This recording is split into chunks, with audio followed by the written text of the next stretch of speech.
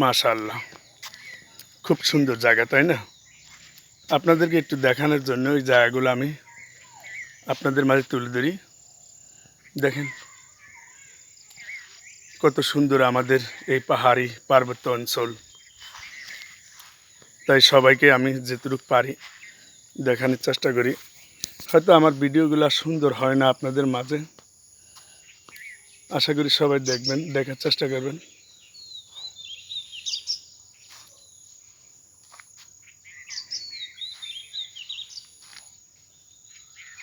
চারপাশটা খুবই সুন্দর লাগে এগুলা।